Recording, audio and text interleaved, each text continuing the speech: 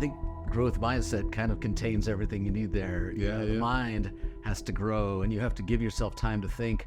And for each book, I tell myself, I got to know what it's really about. It's not about king. It's about, is it about race? Is it about love? Is it about peace? Is it about, what's this book really about? And you don't have time to do that when you're hustling for a newspaper, but you have to do that when you're writing a book. If you don't understand what your book's really about, then you're kind of spinning your wheels. Any book you pick up is an opportunity for empathy, because you're empathizing, you're getting into the head of a fictional character, and you're coming to understand yourself better.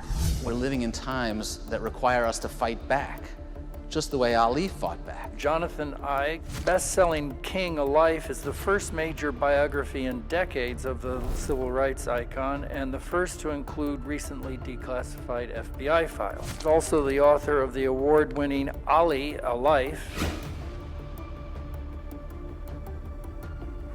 What do you believe is the future of politically and socially engaged literature in an increasingly polarized world? Well, I think the literature becomes more and more important. It's the expression of our deepest feelings. It's an expression of who we are as a people. No politician can stop empathy. No politician can stop curiosity. No politician can subvert history. We all have a responsibility to fight for it, but those who are attempting to squash it will fail. All right. Hey, how's it going? Good to see you. Good to see you as well. We're here at Baldwin Co. Bookstore with Jonathan Eig, the author of King A Life, right? One of the new, New York Times bestsellers, right? But you've done a lot of different work. You've written a book about Ali, right? Yeah. And how long have you kind of been at writing in general? Well, I started writing for my hometown paper when I was 16. Started my career here in New Orleans at Times-Picayune, my first job out of college. Yeah. And I transitioned to writing books about 20 years ago. While, otherwise I just thought I was going to be a newspaper reporter forever. But the books have been a great blessing. I'm having fun. Absolutely. And, thinking about the transition from, you said, starting out as writer for the newspaper, the Times-Picayune, right, into books. What was that transition like? What was the impetus for moving in that direction? Well, I think I was just trying to challenge myself, write bigger and more important stories. And, when you're a newspaper reporter, you're working on a story a day. Sometimes you're doing 2 stories, 3 stories a day, and you just crave the time to really think and to develop your story and develop your characters. And as I matured and as I got some practice, I started to think maybe I could write a book. I wrote some magazine stories. Maybe if I wrote a magazine story, I could write a book someday. Yeah. And I just wanted to see how much I could push myself, because what you really miss when you're doing newspaper work is the ability to stop and think and to really develop themes and to really come to terms with why you're writing these stories. You just don't have time when you're in a newspaper. So it's really fun to have 6 years to work on a book. That's like heaven for me. Yeah. Oh, wow. That's I don't think I've ever heard that. That amount of time is like heaven. I would think that entails or requires a certain type of growth mindset. How was your growth mindset influenced, and how did you kind of develop it over time in terms of getting yourself prepared to write, something for us as huge and important as King? I think growth mindset kind of contains everything you need there. The mind has to grow, and you have to give yourself time to think. And, for each book, I tell myself, I got to know what it's really about. It's not about King. It's about, is it about race? Is it about love? Is it about peace? Is it about, what's this book really about? And you don't have time to do that when you're hustling for a newspaper, but you have to do that when you're writing a book. If you don't understand what your book's really about, then you're kind of spinning your wheels. Yeah. And also, just trying to challenge myself so that I'm taking on bigger and more important subjects and writing about the things that are most important to me and the things that I hope will be important to readers. Yeah, absolutely. And again, writing about someone like King and kind of challenging yourself.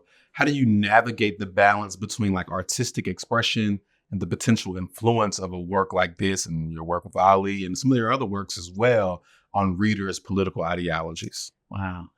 The art has to come into it because King's life is so important. We know that. We're living with it. We're living with the fallout from where he fell short, where society fell short in responding to his calls, to his vision. And now it's my job to tell his story in a way that makes you engage with him. That's where the art comes in. That's where if I have something to contribute, that's it, because my job is to make you want to hear his words again, to live in his footsteps, to walk alongside him and to understand his journey better, to understand what he went through, to understand his fears, his failures, his flaws, right? Like, that's where I have to bring the reader into the story. And that's the real challenge, one of the real challenges. I was just going to ask you, like, what are some other challenges you experience when you're writing about someone that's as big as Dr. Martin Luther King? Terror. Yeah, like, absolutely. I am not worthy. Yeah. And how am I ever going to understand this man's life? How am I going to do justice to this man who's, a lot of people have his pictures on the wall beside Jesus, right? Like, that's a huge responsibility. And if I think about that too much, I'm going to be paralyzed and I'm not going to write anything. Yeah. So I really have to tell myself that there's no perfect person to tell this story. I'm just one humble person trying, and many will come after me. And I just got to do my best. And that means, interviewing everybody I can find, his barber, his friends, not just the famous icons, and digging up new information and trying to just prove that I have something to bring to the story, because King's story is so important. Yeah. How do you kind of, for instance, how long did it take you to write this book? This one was 6 years. So 6 years, right? Over the course of 6 years, you're interviewing all these different folks that were close to Dr. King, and you're doing the work of trying to bring the reader in. How does it change you as a writer, and also as like a human, being up close with these other luminaries that walked with Dr. King? Well, the thing that I learned so much from this book, more than anything else, I think, was just how deep his faith was. And that might seem obvious, like maybe I should have known that from the get-go, given that his name is Reverend Martin Luther King. But that faith was so strong. And, I interviewed people like Reverend James Lawson and Jesse Jackson and John Lewis, and they told these stories over and over again about how even they probably would have compromised, that they would have scaled back, and that King would just only double down on his religious beliefs. That the reason he felt he had to speak out on Northern racism when people were telling him to stick to the South, why he had to speak out on Vietnam, even though it cost him politically, was because of his faith. And talking to these people some of them who shared that faith, some of them who felt like they too were called by God. And that was really moving. And that changed me in a lot of ways. Yeah, absolutely. When you're like looking at the lives of someone like him and also Ali, right? And you're thinking about the power of, I would imagine you have like a literary mindscape as well that's inside of the work that you do with nonfiction as well. Can literature, both fiction and nonfiction, play a role to you in bridging divides between different political factions and or ideological groups? Oh, so much. Yeah, That's a great question, because any book you pick up is an opportunity for empathy. Yeah. And this is so true for fiction, because you're empathizing, you're getting into the head of a fictional character, and you're coming to understand yourself better by reading about this fictional character, right? And it's often from a completely different world, different countries. Some science fiction, they're from a different planet, right? Yeah. And we can learn to relate to others in ways that really nothing works better than a book for me. And the same thing is true for a work of nonfiction, for a biography. I'm never going to be able to tell you exactly what was going on inside Martin Luther King's head or Muhammad Ali's head, but together we're going to try to understand him better. Yeah. And that's just, a really wonderful experience, opportunity. Not James Baldwin. You got me thinking about James Baldwin. Yeah. It's a little hard. But Dick Gregory said to me, if you're going to write a book about Ali, you got to try to understand what made a black kid from the Jim Crow South, same age as Emmett Till, think that he could say, I'm the greatest, and not get killed for it. Yeah. There's a challenge in empathy right there. Yeah, right? yeah. And then I have to try to figure that out and help my reader walk through that same puzzle. Yeah. Which one do you think has the easier time kind of selling empathy and whatnot to the reader? Is it nonfiction or fiction in your eyes? I don't think there's a difference. I think, if the writer does it well and takes you into that world, and if the writer gains your trust, and you say, all right, I'm in for this journey, take me with you, I can't wait to turn the next page, then fiction and nonfiction, I think they work just as well in creating empathy. Yeah, because I was thinking about it as we were talking. I was like, because I've seen people write about like the ability of like sci-fi to help it become more palatable, but I don't know how true that is when I think about it. So I think I was aligning with what you were, where you were going, but I was trying to see, as conversation does, if it like illuminated something else. Yeah, but there's a lot of great examples of fiction, like The Handmaid's Tale by Margaret Atwood, takes you into the world of women's reproductive rights and makes you empathize just as much as, the book Roe by Joshua Prager, which explains how he got Roe versus Wade and what the woman who was at the heart of that lawsuit went through, right? Both of those books, they couldn't be more different. But they're both helping you understand women's reproductive justice and what the world looks like when we take that away. Yeah, absolutely. Can you describe like a significant goal that you've pursued within your creative pursuits and the strategies you employed to overcome any obstacles that were kind of in your way? Wow. I think for me as a journalist, trained as a newspaper reporter, I've always got to push myself to. I still feel like I'm objective, but I also know that I have to have a point of view, that you can't just pretend that you don't have a point of view, that I'm writing this King book, not to say one side of the political argument is wrong or the other is wrong, but to say that we need a King book now to reflect the world we're living in now. And you can't ignore the fact that we're living through an age when Civil Rights Act is being undercut, when voting rights is under fire, when police brutality, which King talked about at the March on Washington, is as pressing, if not more pressing issue than it was even then in the 1960s, right? So I think I've had to come to terms with the fact that there's no such thing as objectivity, that everybody writes through their own lens. Yeah. When I was writing, I used to write about hip hop, and objectivity was something that kind of came up. And I think like that's almost near impossible when you're talking about something as subjective as music, right? But people were like really harping on it in that sphere. So it's, I think, like you said, you have to have like a point of view, right? And so, in speaking of point of view, what does success mean for you? Wow. Success for me means people are reading the books and opening their minds, and they don't have to agree with it. They don't have to like it, but if it challenges them to think, and if it challenges them to see how history is woven through our lives. I think history is not really taught well in our schools. I think, at least for me, it wasn't taught well. It's taught like a bunch of dates that you have to memorize, and a bunch of names you have to memorize. And it doesn't really remind us how history is a line that goes through our lives and into the future.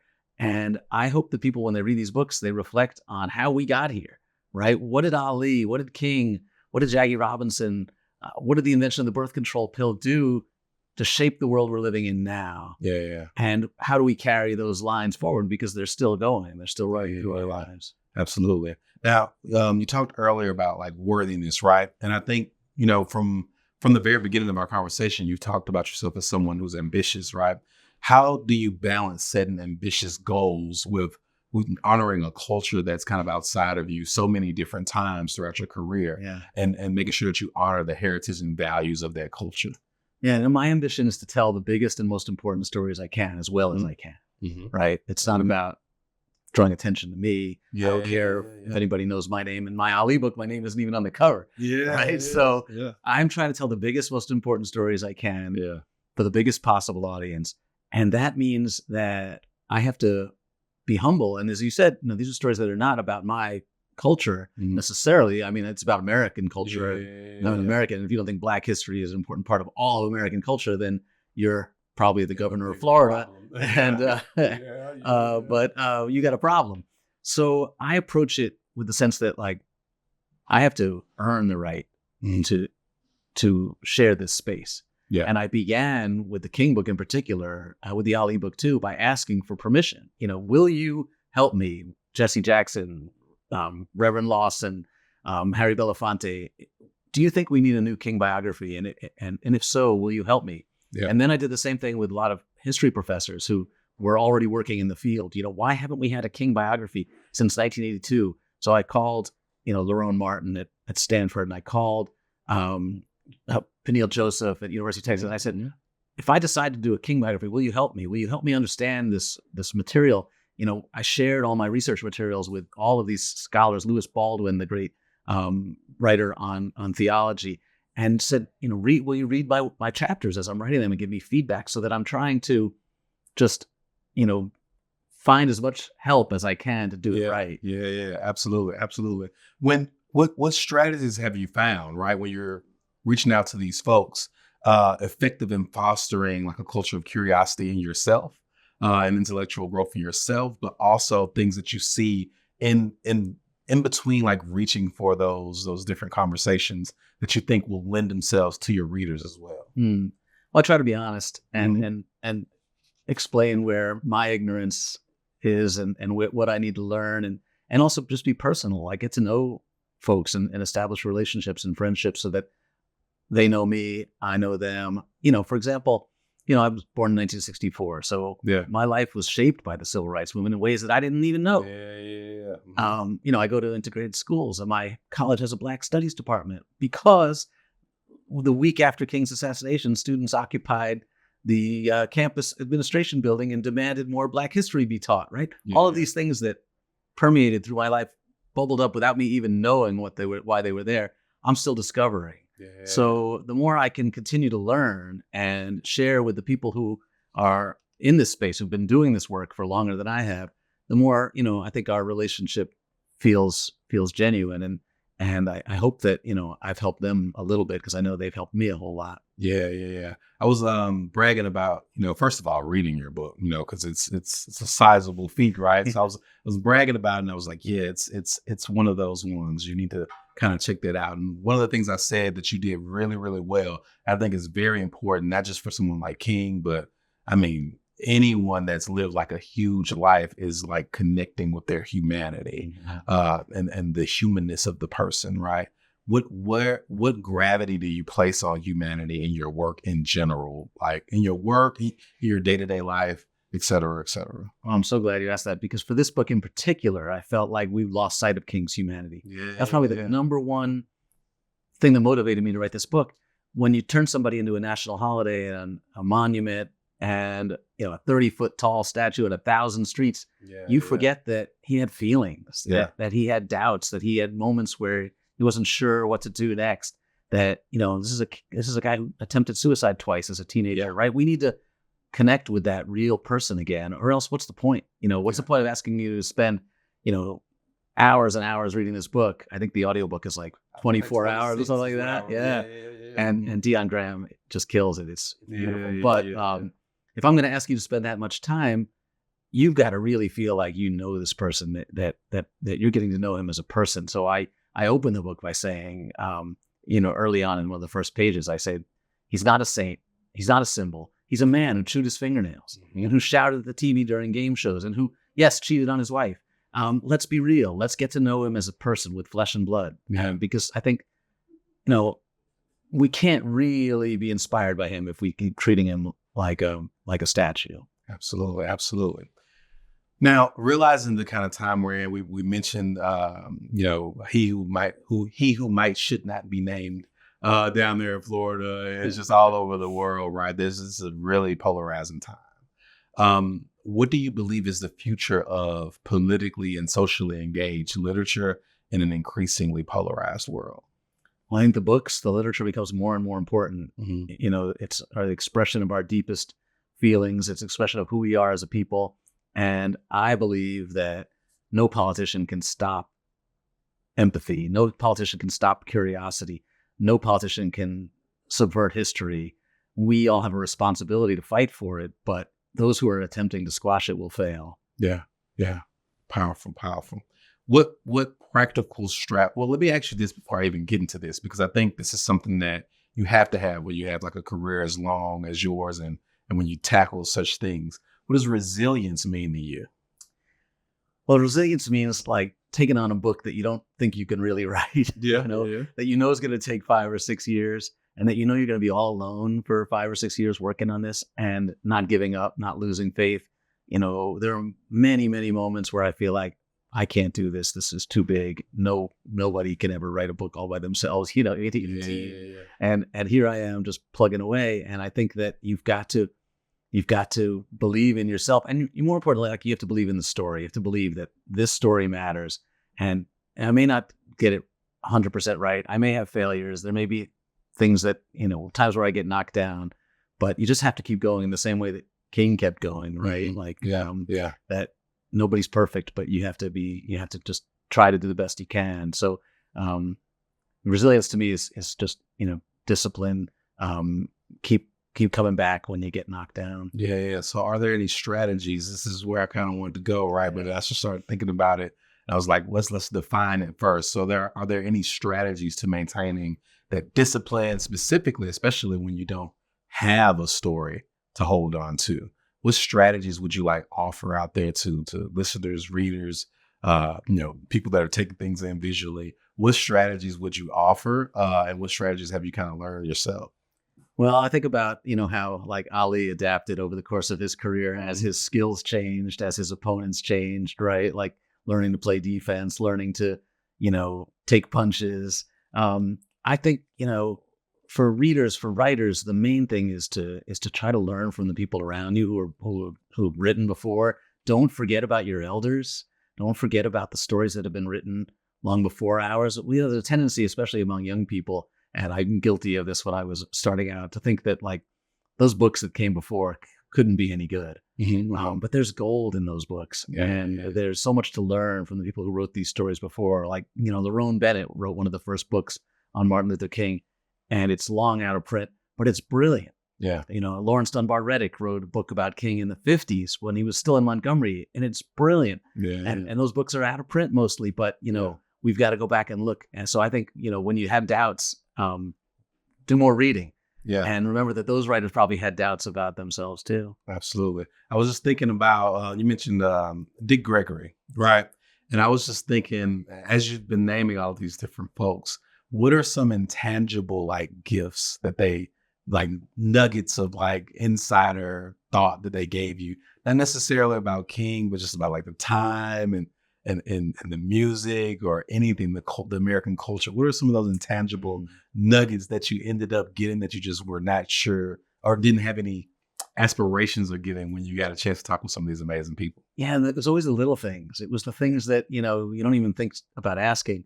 And just realizing that you were in the presence of people who knew King and knew him well and just hung out with him. Yeah. So, Harry Belafonte told me about how they would take off their shoes and socks and sit on the rug and listen to records. Yeah. And, I don't think I'd ever read that before. And I asked him, how did King sing? Was he a good singer? And he just laughed and said, no, he was a loud singer. Yeah. Or June Dobbs Butts, who was King's childhood friend, grew up on Auburn Avenue with him and would go home with him after school.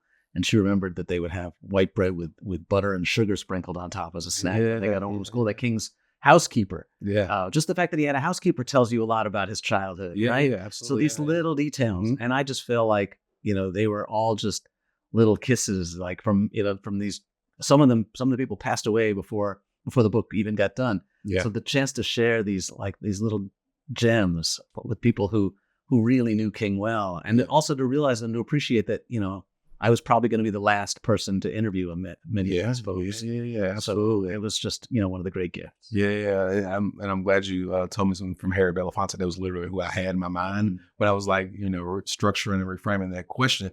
When you see, speaking of reframing, right? Like have you seen the MLK X was a docudrama right now? How does looking at something that you've worked on so long in a different angle, in a different medium, kind of, what is that experience like first? I probably got another question there, but what is that experience like? Because I imagine like we've been talking about anime, we've been talking about all kinds of crazy cool stuff in these conversations. And like, there's a certain level of like, not even ownership, but like now in the cultural zeitgeist, to be a fan is like a certain badge of honor, right? And to have like a certain level of knowledge, like compiled on a topic, is a certain badge of honor, right? And pride. So when you're watching something like that, what is that experience like for you? And you hit it right on the head, because sometimes I felt like watching it when I watched it. Hey, wait, that's my story. Yeah. Oh yeah, I'm the one who said that he attempted suicide twice. You can't use that. But what it reminds me of is that it's our story, and that everybody gets to tell it in their own way. And the more people who tell it, the better. There's a young woman working on a play based on my birth control bill book right now, and she's taking it off in her own crazy direction, which is beautiful. So it's a really good reminder that I'm just, one of the people sharing this story, and my book, I hope will be helpful to others who come along afterwards. And the TV show is a great example of that. Yeah. We've all been watching it. together, me and some of my friends, and I was just thinking about your book. It's like the most recent thing I read, and like I said, it's really good. You did a really great job. And I was just thinking about, I just read a book called Monsters: The Fan's Dilemma by Claire Dederer. And when they were talking about what fandom has kind of evolved into, it made me think about your work, and made me think about Nana Kwame Adjabrenya's work, Chain Gang All Stars, and just like I said, it is a level of ownership, but also more so like, I have done this work and spent this time with this subject, and you're gonna really, it's like a testament to the work and the creative art of who we're watching, right? Because you're gonna be able to kind of see some things that other people aren't gonna necessarily see. So yeah, and specifically, like you said, the suicide attempt, that when I watched it, I was like, I'd seen it there. What kind of joy when you're uncovering things like that you hadn't seen? But because as I was talking about your book earlier, I was like, there are things there that I didn't see, and when I went to the book, I was like, oh, another King book, right? And to get those things in there, that was transformative, right? Like I've been suggesting it. When you're uncovering those like nuggets, I would imagine there's a level of like pride in both like your literary detective work, right? But then also pride, like, I got something. Yeah, and I'll take this back. And I got something, and it's going to change the world's view of maybe the most important American who ever lived, right? Yeah. One of them, and certainly my favorite American, period. Little me, little John Eig from like suburban New York, same town as Nana Kwame, by the way. We grew up in the same school district. I'm older than him, but I'm going to like change what we know and understand about Martin Luther King. What an unbelievable honor that is, right? So to find Daddy King's unpublished autobiography, I'm the first person to set eyes on that since the man who typed it, to find proof that Playboy made up King's quote about Malcolm X. These are game-changing pieces of history that we will now understand King better because I found these nuggets of gold. And I get goosebumps just thinking about how good that feels. Not because I got the scoop, because I got it, but because I'm able to share it. Like King said, about powerful words, that they're like his grandma's cookies, and the joy is in sharing them as much as eating them, right? I get to share this new information that we had it all wrong. We were living a lie when we thought about what King said about Malcolm X. He did not say that he considered Malcolm X's fiery demagogic oratory a source of nothing but grief for Black Americans. That quote was made up by Playboy magazine, and King actually said, hey, I don't think I have all the answers. Malcolm and I are both interested in Black dignity, right? Yeah, that's big. That's big. That's powerful. I was thinking too, when we were talking earlier about the power of literature and nonfiction, or fiction and nonfiction, right? And I was thinking about the world that like works like this exists in a lot of times, where it's like really highbrow and scholarly, right? How do you toe that line, like making it palatable for your everyday reader while also doing that scholarly level work? How do you toe that line? And what does it mean for a book like this to come outside of, say, college classrooms and get in the hands of high school students or, your neighborhood garbage man? Like, because it's a powerful thing for it to cross those lines. What does that kind of mean to you?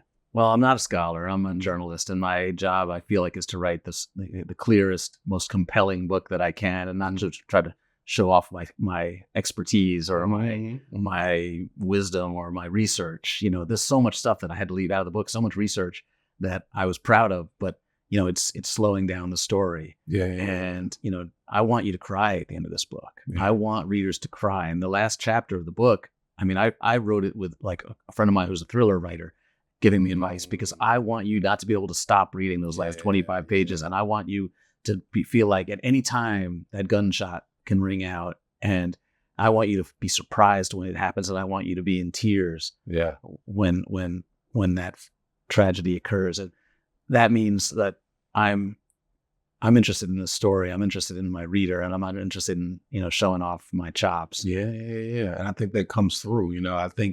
I think it comes through, and I like what you said about I'm not a scholar, I'm a journalist, right? Because I think also one of the things that I'm thinking about when I was framing that question in my mind is that they're sometimes held back from trying things like having a thriller writer take a look at this, right? And And what are some other things that you think your journalistic background brought to all of this work that you do? Well, I think I'm curious, and I think I'm a good interviewer. And not a lot. Some scholars, they kind of look down their nose at interviews because it's, and people do lie during interviews, and people do exaggerate. And I can't tell you how many people I interviewed who said that they're the one who wrote the "I Have a Dream" speech, right? Including the part that King improvised, even, right? But so I think what I bring, the journalist helps me to empathize and to be a good listener and to make people comfortable talking to me, and also just being, open-minded. I never feel like I go in knowing everything. If anything, I go in feeling like I know nothing, and I just got to work hard to overcome that. Yeah, absolutely. Well, Jonathan, it has been transformative to spend time with you. Your book is transformative. The Ali book is transformative. And I feel like we had a really transformative conversation. I really appreciate you stopping by and chatting with us. It has been an honor. I could talk all day. It was really fun. Thank you. Yes.